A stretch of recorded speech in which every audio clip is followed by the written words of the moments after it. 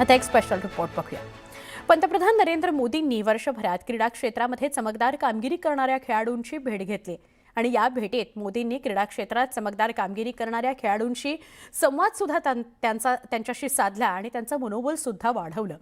सरकार या खेळाडूंच्या सदैव पाठीशी आहे हा विश्वास पंतप्रधान मोदींनी या सगळ्या खेळाडूंना दिला।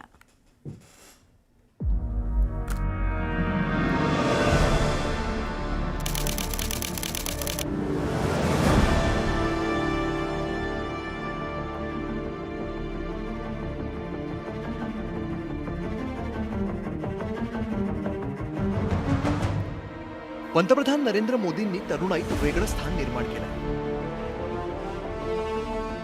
नव्या पिढीला मोदींच्या नेतृत्वाने प्रभावित केलंय। तसंच मोदीही तरुणाईशी संवाद साधण्याची संधी कधी सोडत नाहीत। सरत्या वर्षात आंतरराष्ट्रीय पातळीवर क्रीडा क्षेत्रात चमकदार कामगिरी करणाऱ्या खेळाडूंची मोदींनी वेळोवेळी मनमोकळा संवाद साधलाय।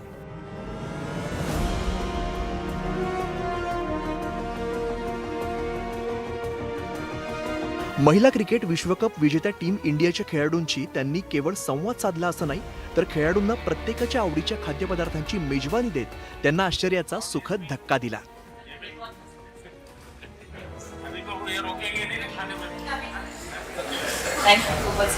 व्हीलचेअरवरती आलेल्या प्रतिका रावलला तिच्या आवडीचा पदार्थ खुद्द मोदींनी सर्व्ह केला।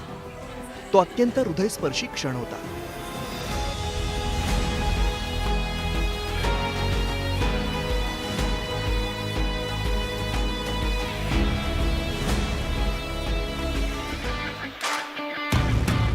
फिर आपको कैसे पता लगा गाना गाती है?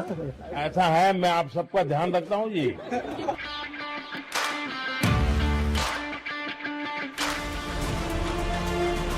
तसाच अनुभव T20 विश्वचषक विजेत्या भारतीय महिला अंध क्रिकेट संघातील खेळाडूंना आला।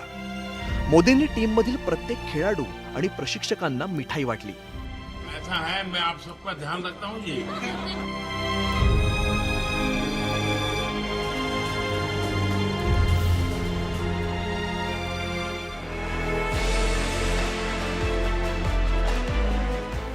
अंतराळवीर शुभांशु शुक्लांशी झालेला संवाद कायमचा स्मरणात राहणार आहे। अंतराळातून परतल्यानंतर मोदींनी शुभांशु यांच्या अंतराळ अनुभवाविषयी जाणून घेतलं। विज्ञान असो की कला क्षेत्र, पंतप्रधान मोदी प्रत्येकाशी तेवढ्याच आपुलकीने संवाद साधतात। गायक दिलजीत दोसांशी त्यांचा संवाद असो की लहानग्यांची गप्पा, मोदींच्या व्यक्तिमत्वाचे हे विविध पैलू पाहायला मिळतात।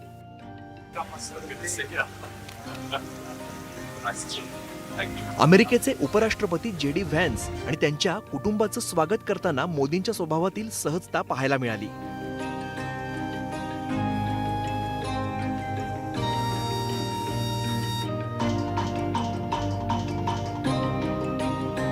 निखिल कामतच्या पॉडकास्टमधून पंतप्रधान मोदींनी आपला जीवनपट उलगडला। इकडे मोदींच्या नेतृत्वात भारताने जागतिक पातळीवरती आपला ठसा उमटवलाय। भारतीय संस्कृती आणि मूल्यांचं महत्त्व जगाला उमगलंय।